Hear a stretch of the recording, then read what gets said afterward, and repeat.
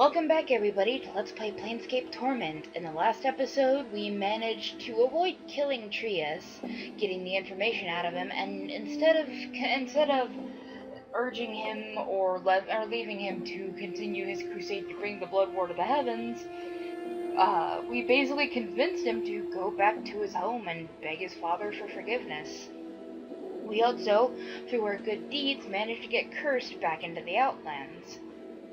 And now we're basically back in Sigil with the Fortress of Regrets awaiting us whenever we're ready, but we have a few things to do. One of the things I wanted to start off doing this is, we only have one more companion whose biography we haven't read. I feel like we may know already and all that there is to know about Dak'kon, but it will hurt to check. My past is not known to you. It is not my will that you should know it. Know that I bear the scars of one who has traveled the plains. Know that I have never rested long in any one place. Know that I bear the weight of one who has traveled far to be in this place. Know that I am a Githzerai. Know that I am one of the people of Zerthamon. It was Zerthamon who knew the Githzerai before we knew ourselves. He knew what had to be done to free us. From his knowing came action. From his knowing, freedom was born. The Githzerai ceased to be slaves and became the people. Know that I follow the unbroken circle of Zerthamon. His words are known to me. His heart is known to me. All that remains is that I know myself. Alright. So yeah, basically all we already knew. Now, the first thing you guys wanted me to do is to go to Ragpicker Square and pay a visit to Mebeth, because apparently there's something that I missed long way back when we went to meet up with Ravel for the first time.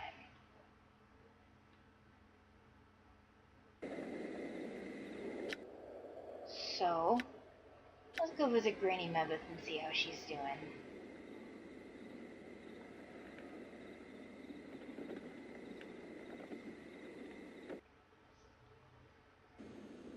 Oh, she just teleported over there, but alright. Hey Granny Mebeth, I'm back. As you enter, Mebeth looks up at you, her face ashen. She looks ill, As you watch, creases spread across the folds of her face like cracks, and her gray eyes flicker, as if having trouble focusing on you. Wait, did you know you were what? Hold on, what? What's this about? She takes a deep breath. Her words come slowly, her voice rattling in her throat. Mayhap, Mebeth has forgotten herself many times over. I've dreamed that I was someone else. Each word is heavier than the last, as if centuries of weight are pressing down on them. Her body seems to shift slightly, as if wanting to relax, to let go.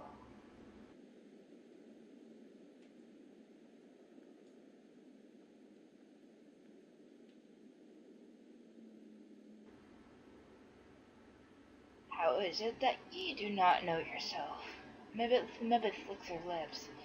Many things, even bits of self, they fall through memory's cracks, shadows of things forgotten. These memory thing pieces, may be bad, may be good. But why, Mebeth? Why the disguise when you could have been Ravel again? Here in this place, all I did was the mending of things and bodies, setting bones, delivering babes. All in all these things, I was content. She sighs. As for being that other, that Ravel, she licks her lips again. I think you'd take for granted what comfort it would be, oft-times, to misplace a memory or two. I wasn't sure if you would be here, Mebeth. After what happened. Yeah, if she's Ravel and Ravel is dead, then yeah. Mebeth nods. Every movement is pained. Aye, my precious one. She winces as she takes a breath. Seeing you here It is like an echo, like time, like little time remains. The threads, these ravels, they are unraveling as we speak. Are you in pain, Mebeth? Is there anything we can do for you?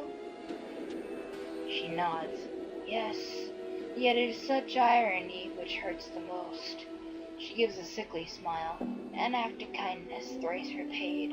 It is the way of the plains that my few acts of kindness should be the death of me. She laughs softly, yet I have no regrets. I have questions, Mebeth. I need to know who did this to you. Can you She holds up her hand to silence you. Precious man, I would have you hear me this last time. Alright, there's not much time, but I'll listen. Precious man, she sighs. All I wished to do was set the lady free of her cage. For you. All I wanted for you and for you was to live. And for my daughter, she sighs. There's a saying on the plains, that a hag's kindness is crueler than her hate, and poisons all she touches. She just wanted Nameless and Kesai to be happy.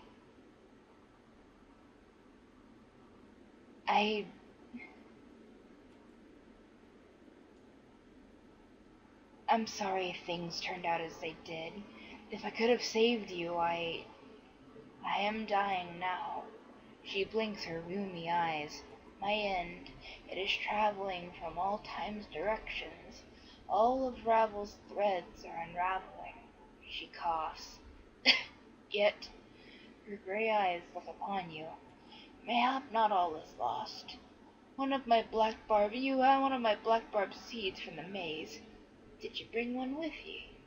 Yes, here. She takes the seed gingerly and slips it into her grander graying locks, so the unity of rings is served. With a flickering glance, she raises her hand and beckons you to come closer. She whispers something softly under her breath, then clasps your head between her hands and places a paper-thin kiss upon your forehead. You close your eyes, as her lips touch your skin. May the plains receive you kindly, Mebeth. Goodbye. Done. So, Mebeth was part of Ravel the entire time. What did she give me? Black hair necklace, the black barb seeds. It doesn't look like she actually gave me anything, but that's okay. That's okay. Can we rest here? Yes. So, give me a minute. And now we're in the hive for a less dismal errand. I was also told to go visit Marta the seamstress, but when I went to her home, she just wasn't there. Was she part of Ravel too? For the time being, we need to find a harlot, and there's one right here. Turns out, you don't actually accept her offering, you say no. Chief, can you spot me some jink? It's been a long time, it has. I'm not even gonna ask how you intend to accomplish this. The woman breaks in.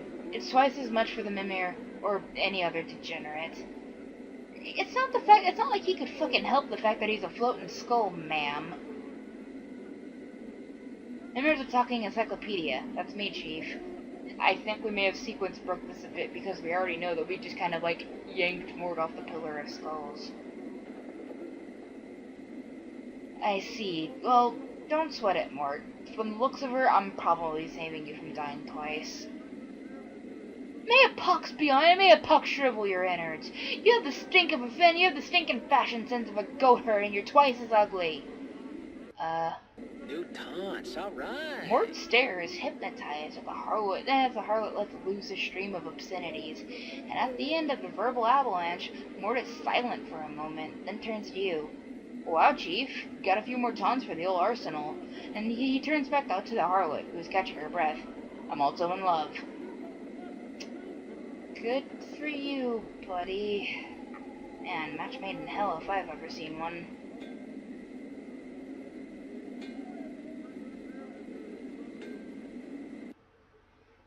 Next thing we want to do is go to the clerk's ward.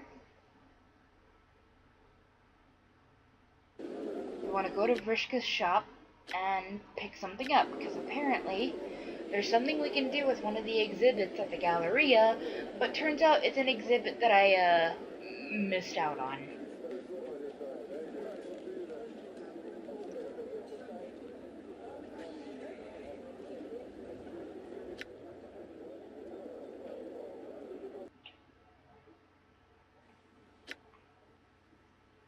Hey, Vrishka. Here to buy stuff, the exotic items, and we're here for the Gorgon Salve. You examine a bottle labeled as Gorgon Salve. Vrishka holds it up for you. I traded for this with some sword-swinging prime worlder, Perseus I think was his name. Smeared onto the surface of any being turned to stone, it will revert them to flesh. Only 100 copper commons, a bargain considering how handy it might come in should you ever find a friend of yours transmuted to rock. I'll take that. And now we're off to the Galleria once more.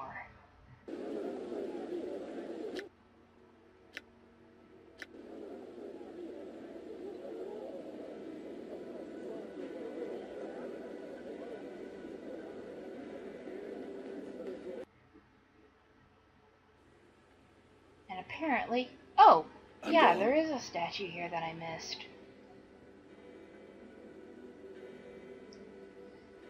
The statue looks like it's about to make in some angry plot and proclamation. The sculpture has captured the essence of fury magnificently. The chiseled tension lines around the neck and the forehead must have taken many long months to get correct. Fine cracks run over the entire statue, and there is a plaque attached to its base. Maybe examine the cracks a bit. You carefully examine the cracks that run like a network of fine black veins along the statue's surface. At this point, near its inner arm, a selection where the entire splinter of stone looks like it's ready to come off. Let's not mess with that, and just read the plaque. The plaque reads, "This statue is believed to be the final fate of the Etherean sorcerer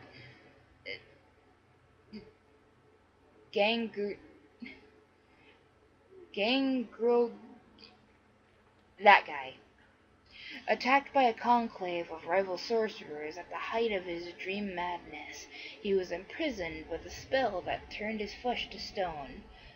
That guy is said to have been frozen with a final awful curse still upon his lips, a curse so terrible that it was never meant to be spoken by the lips of a living man."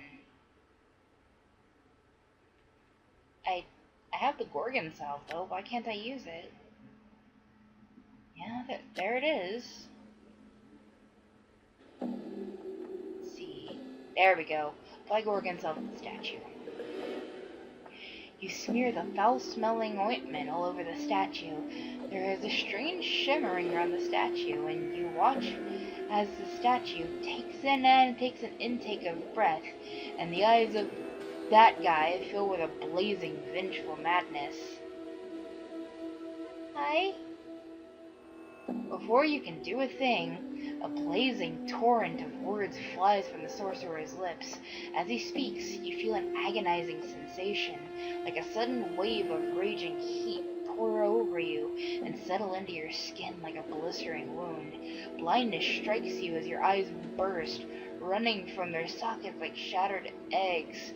You hear someone screaming, and you realize it's you.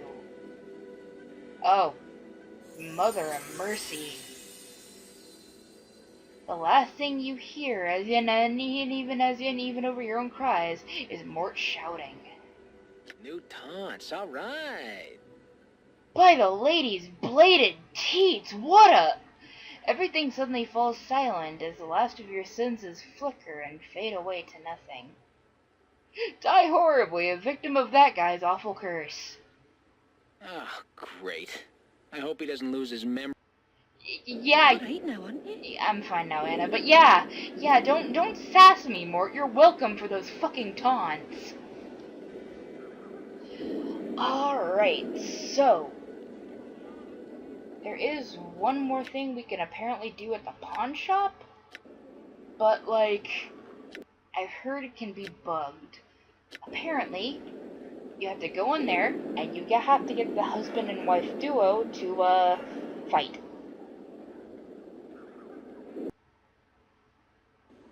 Also, Mort, I may have learned one from you, because I mean, holy shit, by the lady's bladed teats. That's a new one. Let's see. Broca and Mika. See, the dead ones have returned.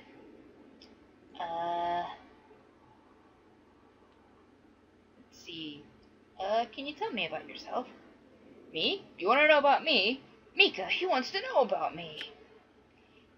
He's just being polite. He doesn't really care. You have nothing useful to say anyway. You're the owner of a pawn shop, and that's all you'll ever be because you lack ambition. Wow, your wife's kind of a bitch, my dude. That's like telltale sign of an unhealthy relationship. I lack ambition. Lack ambition. If I didn't have a lodestone of this wife and this life, I'd have something. But no. Instead, I'm a storekeeper instead of a grand adventurer. The two of them degenerate into a shouting match, ignoring you. I had a few more questions. Oh. Let's see. Can you tell me about yourself, Mika? I'm chained to this anchor of a pawn shop with a husband who doesn't appreciate me enough. Broca interjects with heavy irony. And I ask you, how could I not appreciate the mouth and figure of a creature as beauteous as this? Truly, without discernment and taste am I.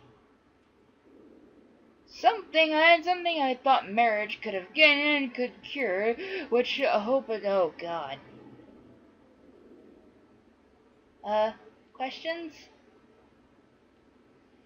The two of them are in a heated argument. They ignore you entirely as their words slowly fill the shop. New taunts, alright. Hey Chief, can you believe these two? They could teach me a thing or two. I'd believe it, Mort. Let's go. Alright, the place we're going to next requires us to have something very important. Well, more like not have it. Basically, what we aim to do is, well, we can't have the Modron Cube on us. So, if we leave it on the floor, it's probably going to vanish. So what I'm gonna do is I'm gonna leave it in like one of the only places I know is safe. So give me a minute to save, drop the cube off here, and I'll meet you guys back in the lower ward. Alright, apparently we're off to the market to find a certain somebody to ask a certain question. Okay, let's see. Drexel, Drexel. Looking for somebody with a name, and the camera's locked on us again. Alec, bunch of shoppers. Done.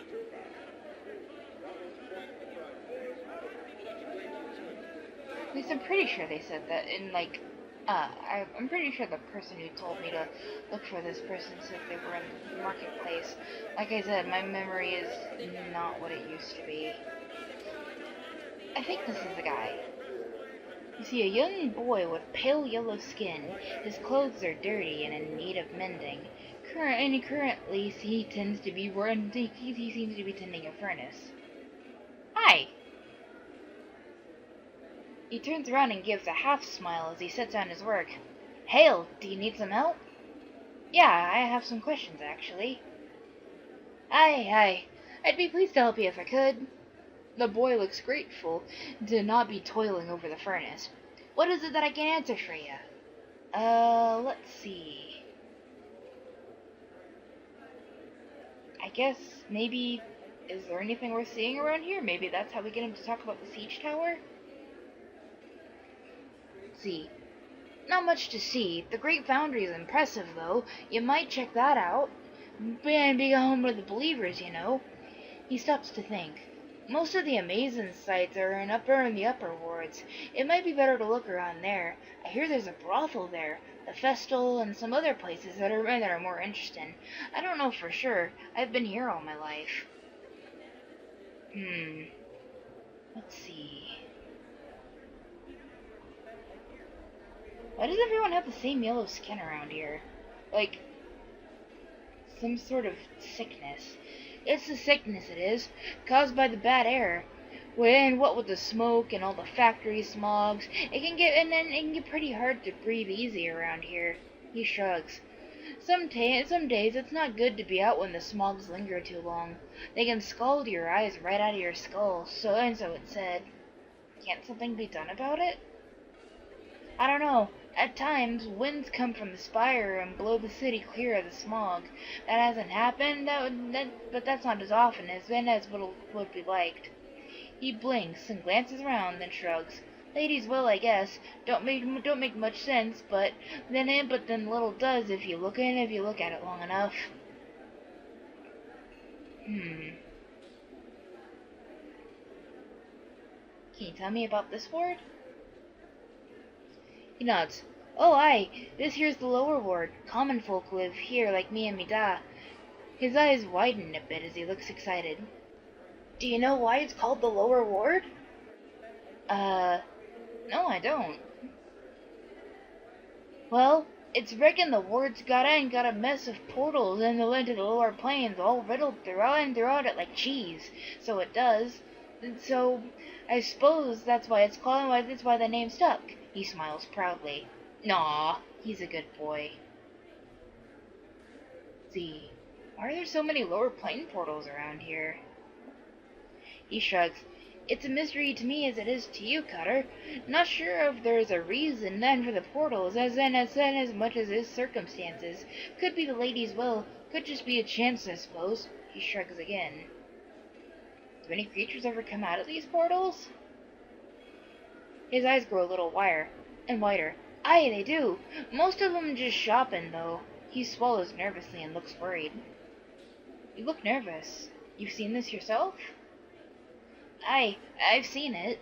He pauses and swallows again. 'Twas last week or so. I saw a couple of Abishai come through a portal. They talked a good bit, and then one of them went back through. The other one stayed and is still here. He frowns. What were they talking about? I don't know for sure, but to me it was just hissing and such. I think they was talking about the tower. He shrugs. As in the siege tower. Updated my journal. Aye, that's one of the strangest sights to be in the ward. No one really knows how long that scarred old tower has been around. Can't get into it, you know. Bolted up tighter than a chastity belt. And then I'd be curious to know what's in there. He thinks for a moment. The Abishai was gesturing at the tower and the portal, and they were looking for the key, I bet. The key to the portal? Key to the portal that leads to the tower. Every portal has a key that opens it to somewhere. The key can be a gesture, an item, or even a thought.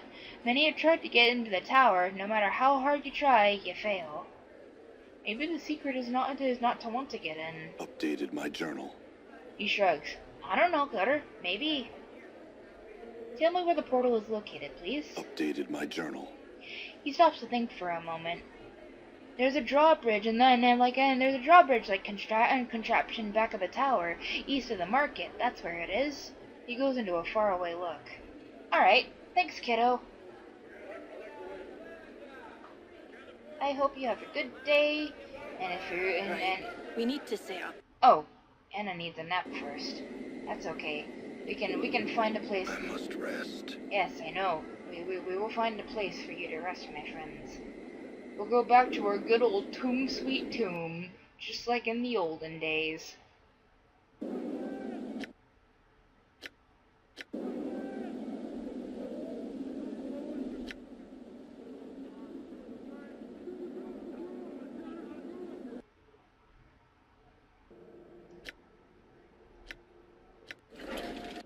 There we go. Everybody's napped and well rested.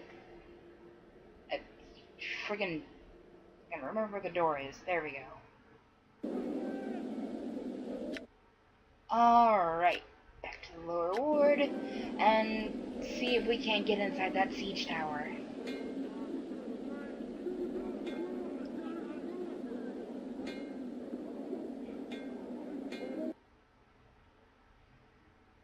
Okay, back to the lower ward. Back up here. Done.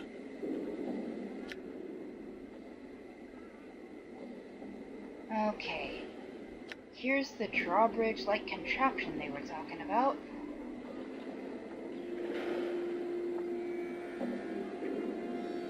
Let's see. You approach the location of the portal that the boy Laszlo spoke of. You begin to replay your conversation with him in your head. Maybe the secret to getting in is not wanting to get in, you hear yourself say. Suppress any desire to enter the tower. Hey, there we go. Portal detected. Yes, thank you, Nordum. It's right there. And, holy fuck. What the fuck is that? Coax metal.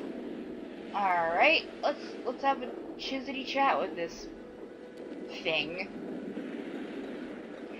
You see an iron creature. Its size is staggering. If it stood at full height, it would shatter the roof of the siege tower. Thundering echoes rattle from the walkway as the creature hammers away at its forge, and the smell of soot and ash fills the air.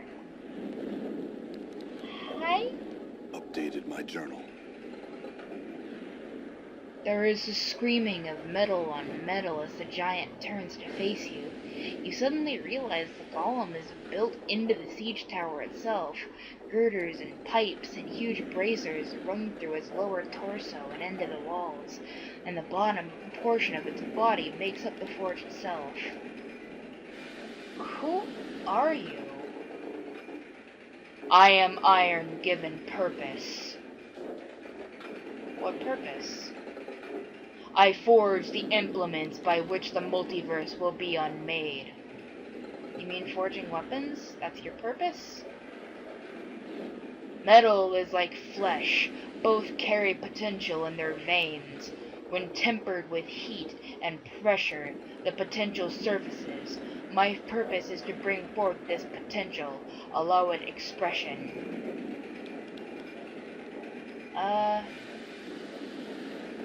Who do you make weapons for? I forge them for the sake of entropy. They are painstaking expression. What does entropy need weapons for? Beyond this tower, order rallies in its legions. The multiverse heals its wounds. In time, its strength may equal entropy. The multiverse is your enemy? Why? Updated my journal. The multiverse breathes, it grows, it stagnates. It forges its chains around the planes link by link. In time, even entropy may be chained. And you're opposed to chaining entropy? When a thing seals itself against its own destruction, it merely dies a different death. Let's see.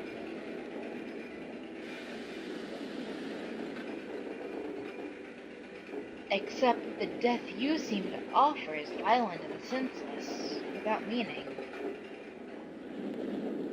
All things have a common ground in decay. War is necessary. Death is necessary. Decay is necessary.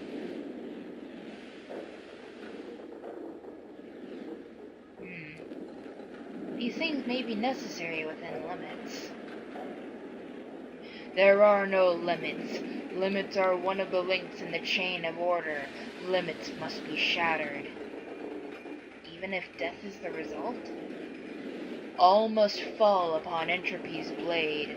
The time nears when it will be necessary to breach the walls of creation. Order will be put to the sword. Its chains will be broken. The multiverse will be unmade. I had some other questions. Ask.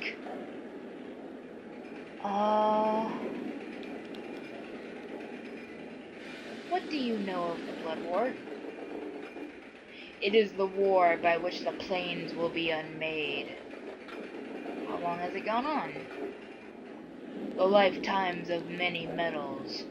Did you ever serve in it? Yes, it was on this forge that the screaming projectiles that tore through the smoking skies of Avernus were made. Weapons so sharp that the wind itself knew agony. Oh my god. Do you know a citadel called the Fortress of Regrets?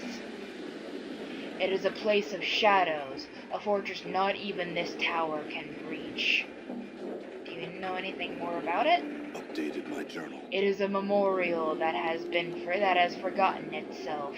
It now decays in darkness, slowly dying among the skies of the negative material plane. Do you know how to reach it? No.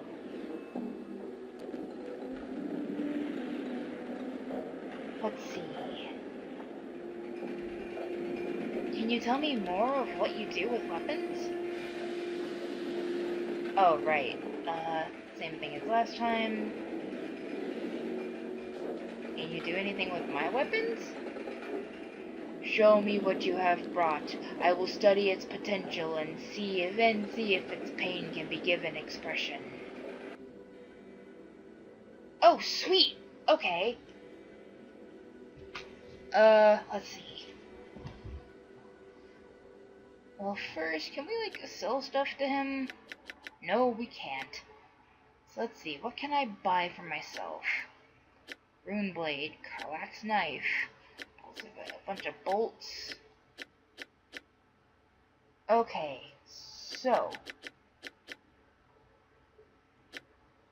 Rune blade, 1 to 4 piercing, 50% resistance to magic.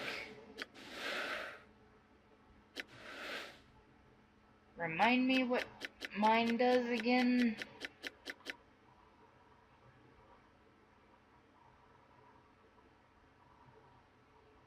Shit. Okay, give me a minute to remind myself of this. Yeah, this dagger is overall better than anything that Coke's Metal is currently offering for the likes of us. Grace, hold on to this. Hold on to the shinies, please, Anna. Thank you. So, can I get items for my party members? Let's see. Do anything to my weapons? Yes, please. Yes, we can get Anna the nice shiny punch daggers. Is there anything we can get for anybody else though? We know we could probably get those bolts for Nordum, but at the same time, and I don't think Dak'kon wants to part with his Karak blade.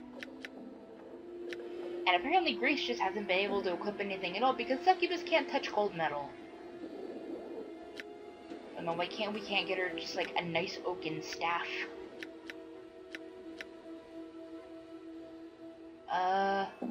Nordum item should be fine without bolts, so... Hey, Anna! Anna, I got you something nice.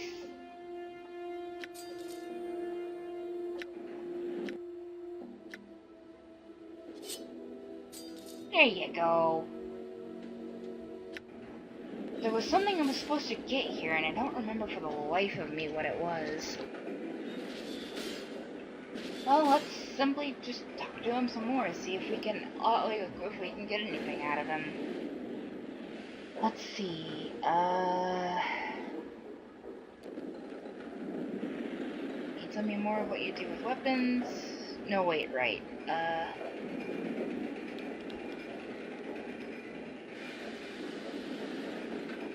did we already ask this? Let's see. The iron of my body once existed only as minor expressions of pain. Blades, spears, axes, arrowheads, rivets, and catapults. From these implements of war was I wrought. What happened? These minor expressions of pain were melted into forge this body. My potential was allowed to surface. Now my purpose is to bring out the potential in other metals. You said there was someone melted those weapons and forged your body. Who? Entropy raised me from the planar battlefields. And your purpose on your own, you said your purpose now is to forge weapons? Yes, okay. Another question, maybe? What are you doing? Let's see. You said before your purpose is to forge weapons. God damn it. I'm supposed to get, like, some sort of special blade from him. And, like, basically, if I play my cards right, I'm not gonna need it. But apparently it's going to be something... It's apparently going to be a useful backup for if something goes wrong on the Fortress of Regrets. So let's see.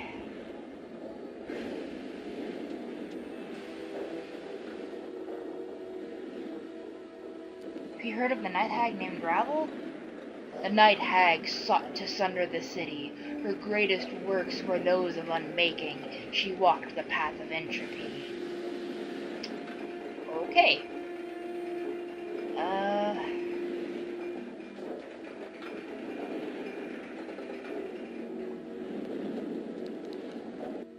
It's like, there's supposed to be... None of these are, like... Are these, like, not for anybody that we have? No, it doesn't look like it. Oh, only by fighters and thieves. No wonder. Okay. Give me a minute to, like, just fiddle around a bit, yeah? Okay, I forgot to ask him what this place is, so hey, let's learn a little bit more about the siege tower. This tower is a siege engine. It exists to breach the walls between planes. Breach planes? How? Updated my journal. The tower anchors itself upon a plane. A wound is torn in the multiverse. When the bridge of the tower opens, legions may pass from one plane to the other. Through the tower, when the plane has served entropy's purpose, the tower anchors itself again. What happened to the legions that have used the tower? Entropy has unmade them. And what happened to the planes that the siege tower invaded? Entropy has unmade them. Okay. I think there was like one other question, let's see. Here we go. If the siege tower can travel the planes, why do you remain here? The tower is trapped in this city. This city is a cage that it cannot breach. How did the tower get in the city in the first place? At one time, the tower laid siege to the plains. How I was brought here is not known to me. How I may escape is not known to me. Cool.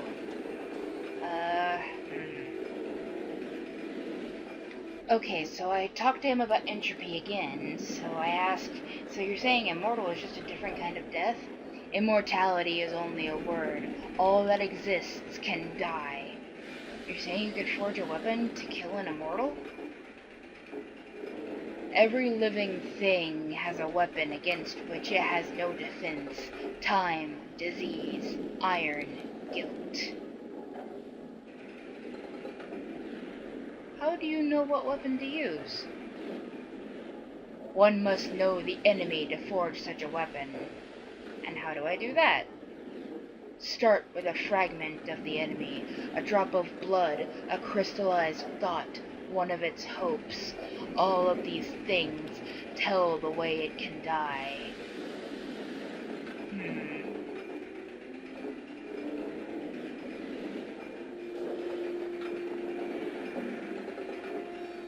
What if the enemy strikes from a distance, from shadows, and never shows himself? Then that is the fragment of the enemy you must use. Ow. The action of your enemy have told you much. Your enemy does not wish to engage you directly. That is a weakness. Or for some reason it cannot engage me directly. That is an equal possibility. Either possibility reveals weakness. How do I exploit that? The actions of your enemy have told you it does not wish to engage you directly. That is a weakness. Okay, but how do I exploit it? My journal. If the enemy does not wish to confront you directly, then deny its wish and take the battle to the enemy. Let's see. And if the reason it can't attack me directly is because it has no choice? Updated my journal. It is not allowed to confront you directly. Find a reason. Can reveal the reason will reveal the weakness. You said immortality was just a word, that all lives can die. Could you make a weapon that could kill me? Yes. Really? How? I would need a drop of your blood, that is all. Alright. The tool of your destruction has been forged and educated. It is not enough. What do you mean? Updated my journal. The magics that keep your heart beating and mend your flesh are strong. You must sink the blade into your body only within a shell where you are cut off from the plains. Why? The reason is not known to me, yet both the weapon and the place are necessary for your destruction. Where would I find such a shell separated that separated me from the plains? That is not known to me. Well, I think we got the blade we needed. Yep, Blade of the Immortal. Not as good as Ravel's blade, but hey, whatever. The strange blade that the Iron Golem forged using a drop of your blood. It's an ugly-looking weapon, shaped to resemble one of the symbols on your left arm. Black veins worm their way across the surface of the metal, and then the edge looks so dull that it couldn't even cut warm butter. Ugh. It pulses slightly as you hold it, like a heart. The Golem claimed then that this blade could slay even you, provided it was used in a place that was cut off from the rest of the plains. And we're not using it just yet, because I don't think we're in that place just yet, and not to mention, apparently this is just a backup plan if everything goes to shit. So, there we go. And with that, the next place that we have to stop is the mortuary. And no, we're not going to the Fortress of Regrets just yet. We're looking for somebody. And naturally get this back. Good old mortuary. We are looking for a couple of people. We need to see Yvain, first of all.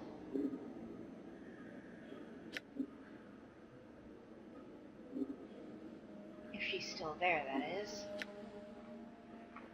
Nope, she's not here. I guess she was part of Ravel too. Nextly, we're looking for somebody. We apparently have one of our dead companions here. Not one of these beautiful group of friends that we have, but like somebody that name was formerly new. And now that we have stories Bones tell, talking to zombies will probably be much easier. Let's see. Heavily stitched corpse is shuffling lazily back and forth between two slabs. Although the number 506 has been stitched almost all over its body, its skin on its forehead is peeled back from the skull, revealing the number 78 charred into its bone. Let's see. Whose stories Bones tell on the corpse? Corpse does not stir. It looks like it's too far gone to answer any of your questions. Well, fuck. Alright, what about this one?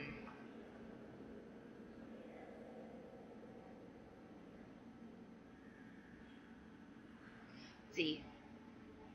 The spirit blasts back into its body with such violence that a single muscular contraction and then a corpse is hurtled backwards.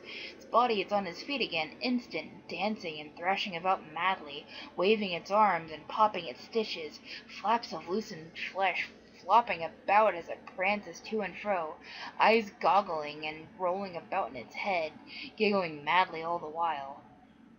I got a question for you, friend. See. The possessed corpse sings as it leaps and whirls about, volume and pitch and voice rising and falling in random patterns. You are the spirit. I am living. Answer my questions, you shall. Your confused expression seems to please it.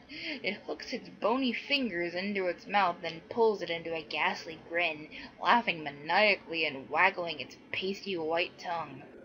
What the fuck? Did we just summon the alternate universe bastard child of Kefka Palazzo and Jeff the Killer? Spirit seems to become calm for a moment before exploding into a stream of mind-numbingly loud, bubbled nonsense. The cacophony is almost maddening. Then it threatens to drive you to your knees. And then as abruptly as it began, it stops. The corpse stands there, twitching quietly. Didn't quite catch that. Can you repeat that for me? I don't understand you. Bye. Wait, what? As the spirit fades away from the corpse, its jabbering mouth twists into a knowing smile. Its wild, flashing eyes bore into you with the piercing glare of a psychopath, and it whispers a single, carefully formed word, drawn out like a string of precious pearls. Limbo. What? And with that, it is gone, leaving you no better off than feeling slightly unsettled. The zombie quietly assumes its work. Oh, that was a bunch of wasted fucking time.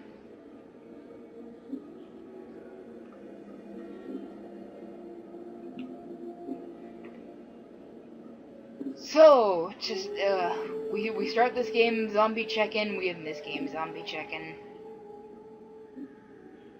Let's see. How about this one? Nope, nothing. What about this one? We'll check that one over there. Stories Bones tell? No? Okay. What about this one? Nope.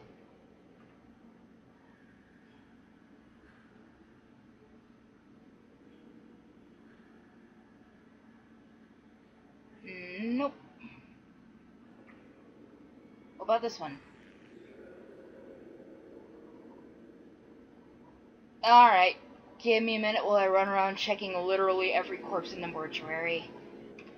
Oh, we got a talker. The corpse shudders for a moment, and then stills, the spirit flowing into the abandoned mortal shell once more.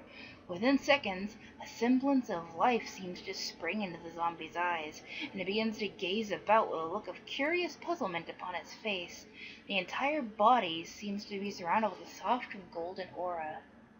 I would ask you a question if you would answer. Let's see. The spirit suddenly seems to take notice of you. He flashes a disarmingly friendly grin, popping all of its stitches around its mouth loose with a sudden movement. Momentarily surprised, he touches his hand to his lips and shrugs, and nods with an informal greeting. Where am I? Such an odd place. Do I know you? Your remains, at least, are in the mortuary. He mulls over it for a moment, then laughs. Yes, that would make sense, wouldn't it? Now, do I know you? He cocks his head to one side, peering at you intently, and seems to regard you discerningly, as your identity is some sort of amusing game. No, I doubt you know me, but I do have some questions for you. The spirit shrugs and smiles, chuckling softly. Perhaps you're right. What is it that you wish to ask me? He begins absent-mindedly pulling the remaining stitches from his lips and dropping them to the floor one by one.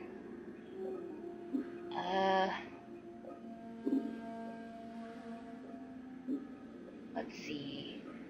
Who are you? My name is Anja. Might I know yours? I don't know. You look surprised. How odd. A shame, truly. I must have something to call you, no? He looks at you unexpectedly. Adon. Let's see. Poor sod. Then Adon it is, friend. Now, do you have a question for me? Yes.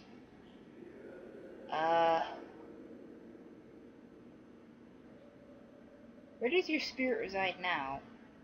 Arborea! A more wondrous place than I could ask for. Nowhere in my mortal life did I find such great passion, such splendor. He pauses for a while, lost in pleasant recollection. The beauty of the land, the people, magnificent, I tell you truly. I miss it even now. Alright. How'd you end up here? As a zombie, I mean. The spirit's smile fades away as he looks troubled for a moment. Strange. I don't know. I'm not sure how I died, really. He shrugs. No matter. His cheery grin returns, somehow bright despite being plastered across the corpse's withered face. Well, I think that's all we can really get out of him. Thanks for the chat, though. I hope you enjoy Arborea. Oh, Mort's got a comment with this one. The corpse is lumbering along a triangle path. Once it reaches one of the corners of the triangle, it pauses, then turns and staggers toward the next corner. It has 965 tattooed on the side of its skull. As you approach, it halts and stares at you. Heh, looks like someone forgot to tell this sod to stop walking the rule of 3. What do you mean? These corpses don't have much left in the attic, so they can't do more than one task at a time. When they're told to do something, they'll keep doing it until someone tells you to stop.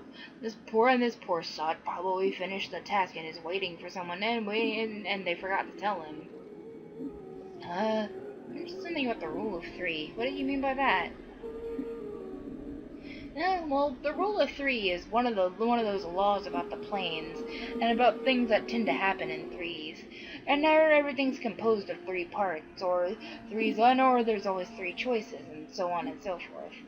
You don't sound like you have much faith in it. It's a load of wash if you ask me. If you look for a number, any number, and try to attach some great meaning to it, you're probably going to find coincidences. Well, I think I know who gives them their tasks, but I guess it wouldn't hurt to ask. Either one of the caretakers here, or else whatever necromancer raised them out of the dead book. Probably one of the caretakers here. They're the ones who need the cheap labor, after all. Alright. Oh, dead man talking. What? A zombie awkwardly getting used to his voice back. He sounds alarmed. Who's there? Answer me! Can you not see me? Blind I am, and deaf as I was in life. Now answer me. Who are you? Who are you? The zombie becomes silent. My name has fled me. I can no longer remember who I am.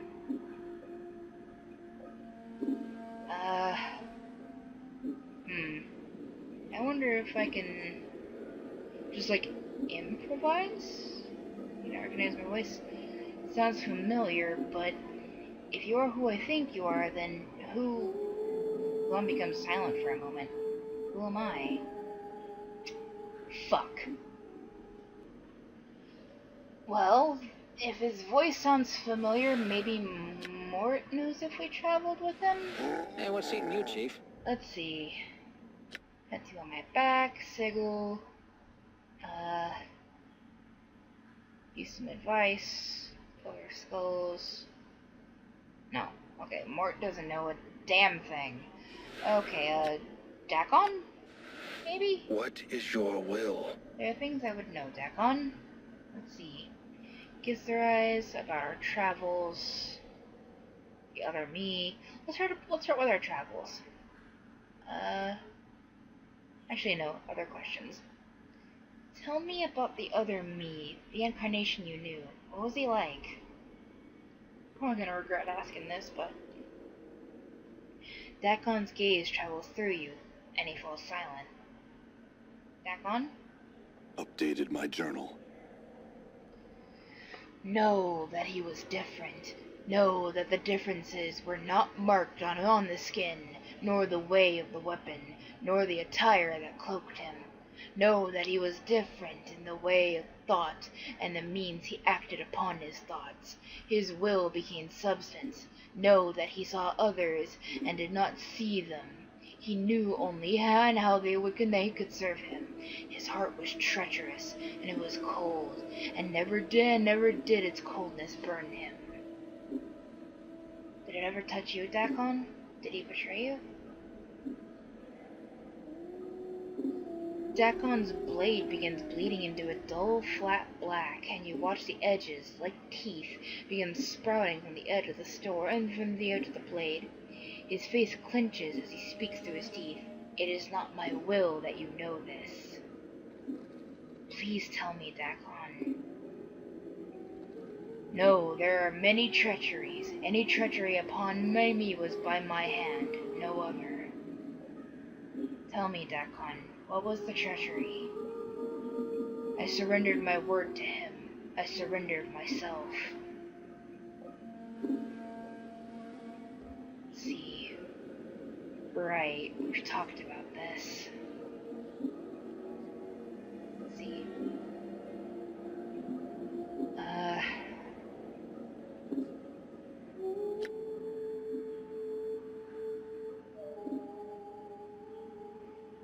Why would you ever say that ever? No, we are a good no, Nameless is a good boy.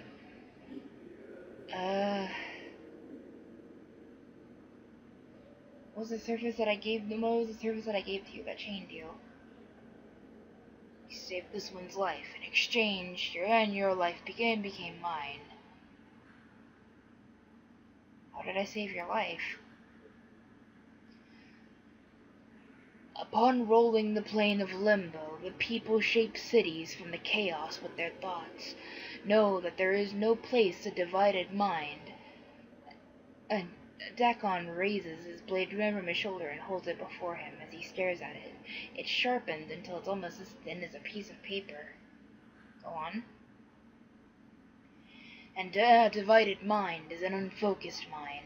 A divided mind fractures walls and weakens stone. As Dak'kon speaks, the edge of the blade corrodes slightly, the metal misting and melting along the edges. Many divided minds may destroy a city. Go on. Long have I known the words of Zerthamon. Through my voice, many have come to know him. The words of Zerthamon. The Zerth protect the community from all threats, whether to the body or to the mind. They are the guiding stones in the chaos. So it came to pass that I spoke the words of Zerthamon without knowing the words of Zerthamon. It came to pass that I no longer knew myself. So you doubted his words. No. Dak'kon's voice is edged, and his blade sharpens in response. I knew the words, yet it came into my heart that perhaps others did not know the words of Zerthamon, knew them. And so the division formed, and my mind became two. As my mind became divided, those that looked to me as a guiding stone became divided. Many scores of Githzerai, many hundreds of scores of Githzerai doubted. Schlachtorp died that day. So, those who followed you came to doubt the words as well, and the city was weakened. The enemies of Zerthamon came. Know that their hatred of the end of his words and the people had lent their blade strength. Know that they sensed the weakened city, and they brought war with them. Many Githzerai drowned in the chaos beneath the blades of our enemies. Small beads of metal appear on the surface of the blade as if it is blistering. No, this happened long ago. What happened to you? As I fell from the walls of Annah-of-the-shadows, I know that myself was broken. My blade was missed, my mind divided. I was adrift upon limbo's seas, and I wished to drown. I died for days, my mind awash in division. When death finally came for me, it wore your skin, and it had your voice. Me? You asked that I hear you. As Dak'kon says these words, your vision bleeds outwards. A crawling sensation begins to worm its way up through the back of your skull. You feel nauseous for a moment, and your vision is suddenly, and as chaos, smeared and twisted, and you are someplace else, someplace in the past.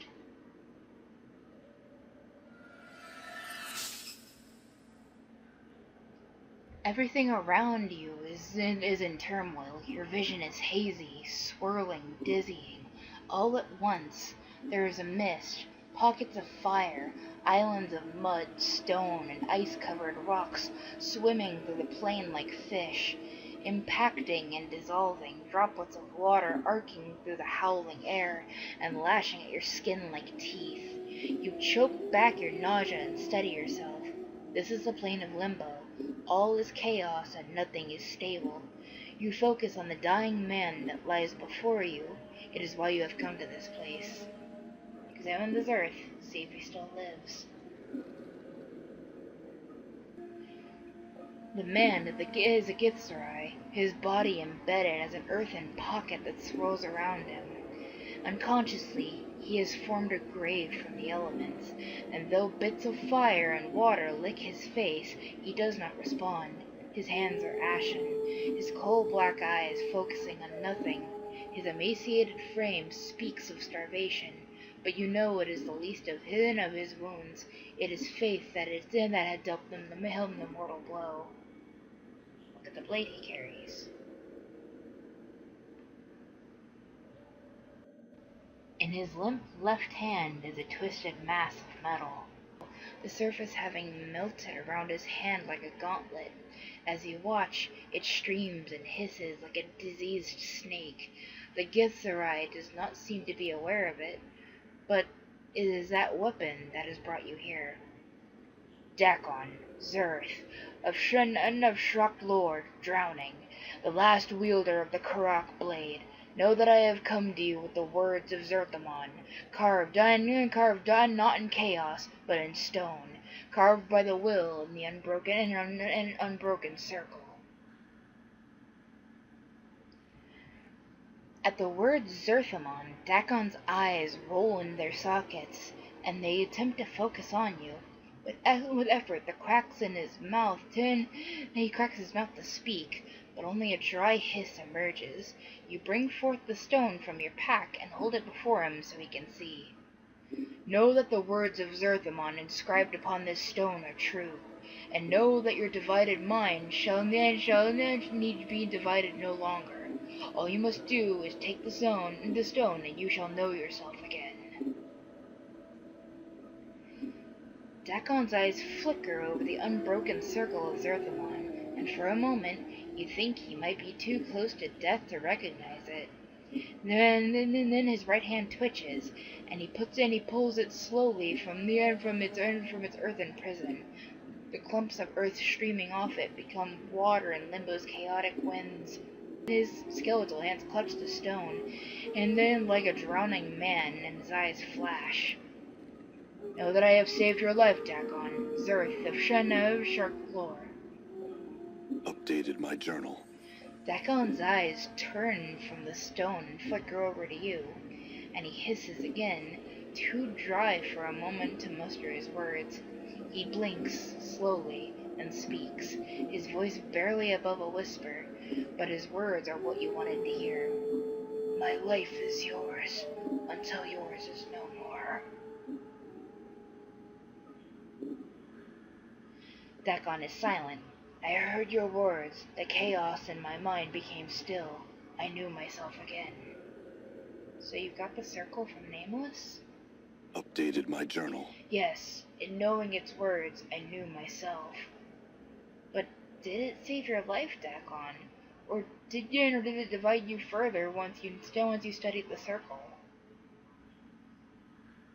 Dak'kon is silent for a moment, but his blade writhes as if in pain. He is slow to speak again, and when he does, his voice is somber. It divided me. Then I did save you, and then did I save your life, Dak'kon? Or did I only add to the pain that you already felt? Those words of Zerthamon, they only seem to divide you more.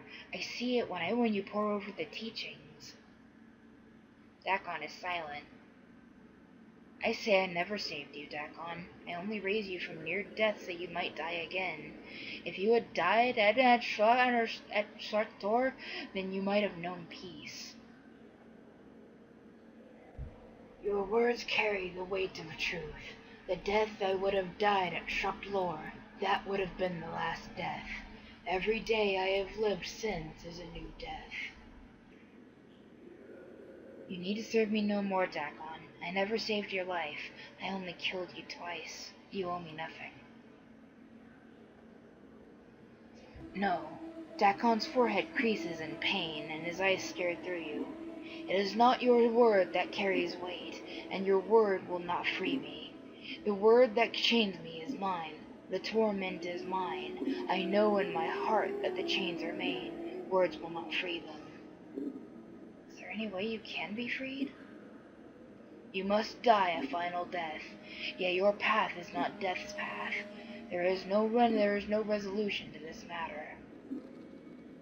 I'll still find one, Dak'kon. I'll find one that sets you free.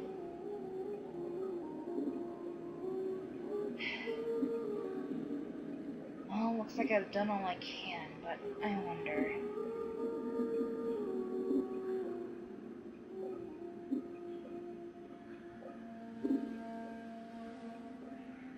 Well, I guess we don't really have anything, and I guess Dak'kon doesn't really recall the guy's name. So if you guys have a way that I can find out this dude's name, let me know in the comments or on Tumblr or Twitter, anything you prefer. But for the time being, I'm gonna call it here. So next time on Let's Play Planescape Torment, hopefully we'll find out this dude's name. I'm gonna do a little bit of preparation off screen, like, get some healing items, do a little bit of leveling up, anything like that. But until then, I will see you guys then, and take care.